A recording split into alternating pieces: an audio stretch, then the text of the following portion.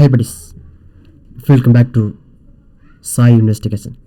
நம்ம சேனலில் அமானுஷ மற்றும் அதிபயங்கரமான உண்மை பேய் நிகழ்வுகளை பார்த்துட்ருக்கோம்.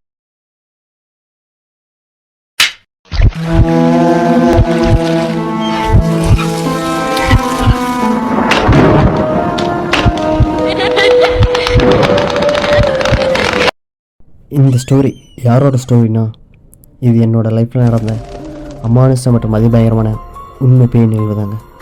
நாம் இன்றைக்கி பார்க்க போகிற இந்த ஸ்டோரி கொஞ்சம் கூட சுவாரஸ்யப்படையாமல் பயத்தின் உச்சக்கட்டத்துக்கே உங்களை கூட்டிகிட்டு போயிருங்க.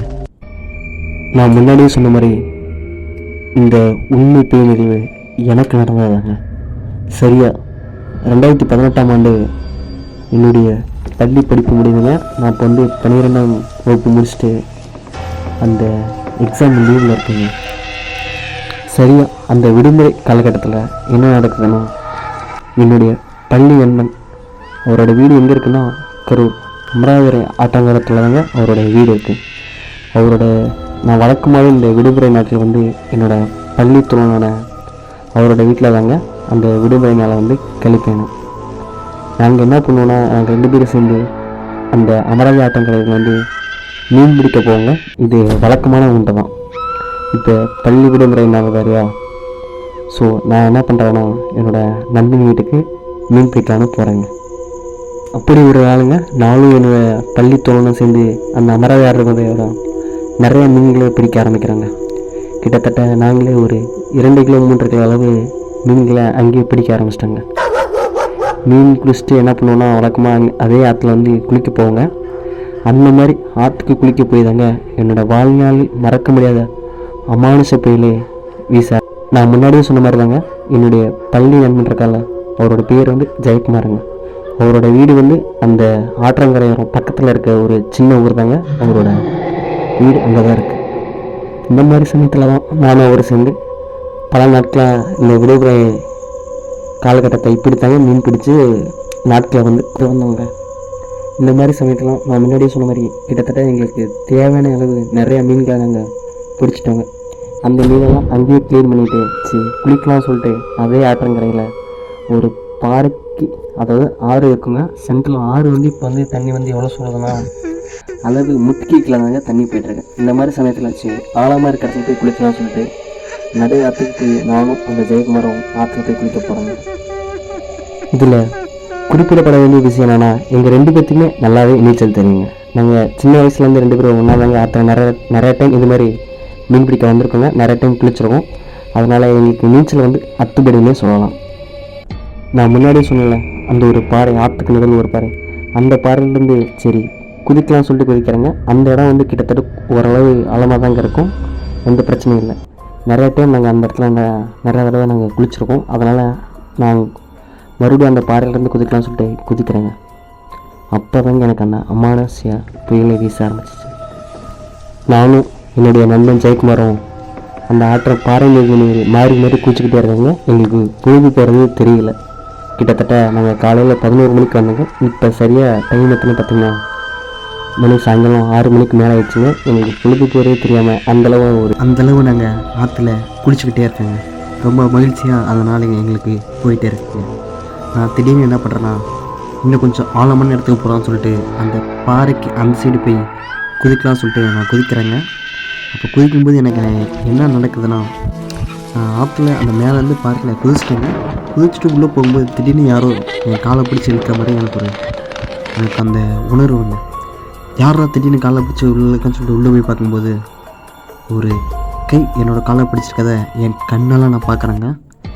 நான் பார்த்ததை இப்போ வரைக்கும் கூட என்னால் மறக்க முடியாதுங்க. அந்தளவு நான் அதை சொல்லும் போதே அந்த பயத்துக்கு நான் போயிட்டேன். நீங்களே நினச்சி பாருங்கள், நீங்கள் ஒரு ஆற்றுல குளிச்சுட்டு இருக்கும்போது ஆற்றுக்குள்ளே திடீர்னு யாரும் உங்கள் காலை பிடிச்சி அழிச்சா உங்களுக்கு எப்படி இருக்கும்? இந்த மாதிரி சுச்சுவேஷனில் தாங்க நான் அப்போதைக்கு இருந்தேன்.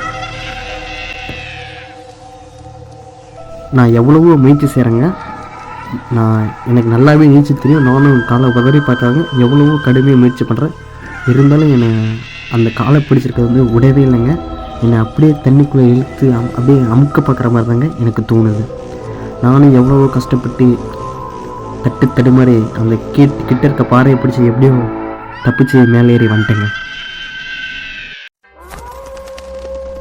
நான் அப்படியே மேலே வந்ததுக்கப்புறம் என்னோடய நண்பன் ஜெயக்குமார்ட்ட நான் சொல்கிறேங்க, இந்த மாதிரி ஜெயா உள்ளே யாரோ காலை பிடிச்சி இழுக்கிறாங்கடா, உள்ளே யாரோ இருக்காங்கன்னு சொல்கிறேன். ஆனால் என்னோடய நண்பன் நம்பவே இல்லைங்க. ஏன்னா டெய்லியும் தானே இந்த இடத்துல வந்து குளிச்சுட்ருக்கோம், என்ன அப்போல்லாம் எதுவுமே வரல, இப்போ மட்டும் வருதா, நான் டெய்லியும் 8 மணிக்கெலாம் இந்த சைடு வந்து குளிச்சிருக்கேன், அப்போல்லாம் எதுவுமே இல்லை அப்படின்னு சொல்லி என்னவே கிண்டல் பண்ணிகிட்ருக்காங்க.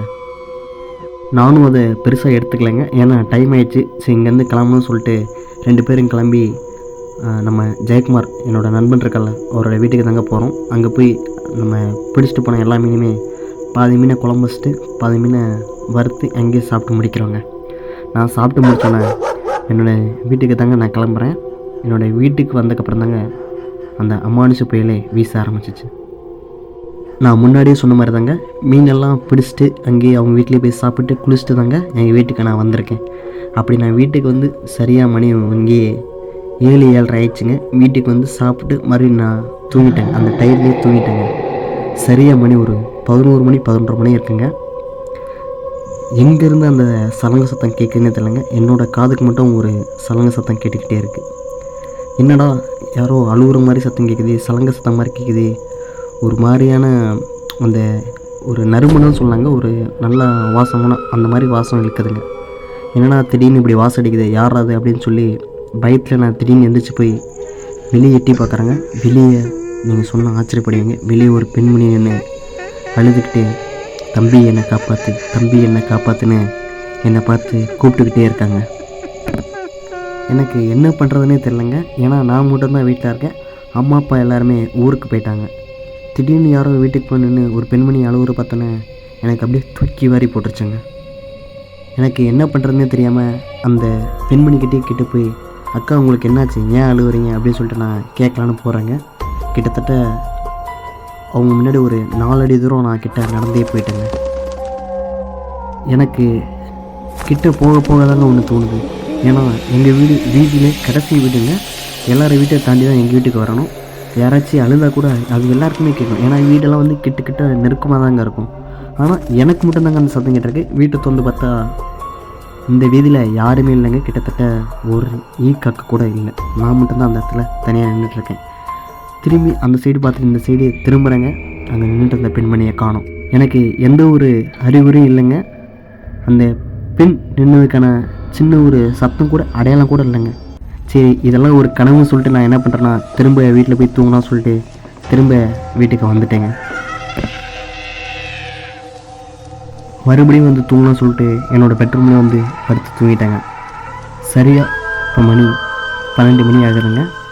மறுபடியும் யாரோ வெளியே நின்று அழுகிற மாதிரி திரும்பவும் அதே சத்தம் என்னோடய காதில் வந்து ஒலிச்சிக்கிட்டே இருக்குங்க. தம்பி வா காப்பாற்று, தம்பி வா காப்பாற்று, இதே வார்த்தை தாங்க என்னோடய காதில் வந்து சவுண்டு ஒலிச்சிக்கிட்டே இருந்துச்சு சொல்லலாம். எனக்கு என்ன பண்ணுறதுனே தெரியலைங்க. வெளியே போய் பார்த்தா யாருமே இல்லை, வீட்டுக்குள்ளே வந்தால் திரும்பவும் வெளியே யாரோ கூப்பிட்றாங்க.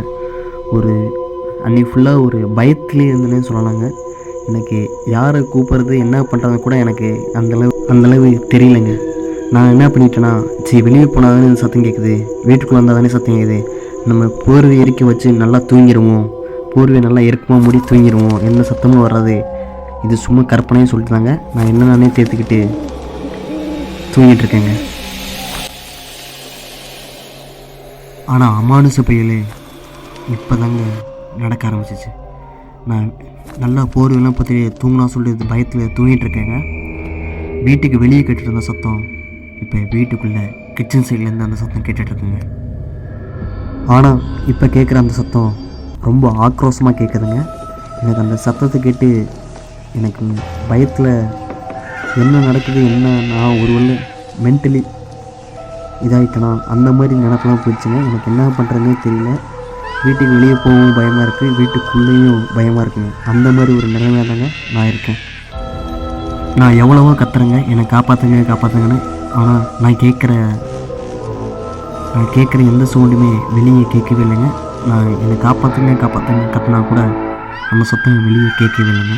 யாருமே எனக்கு உதவி பண்ண வரல.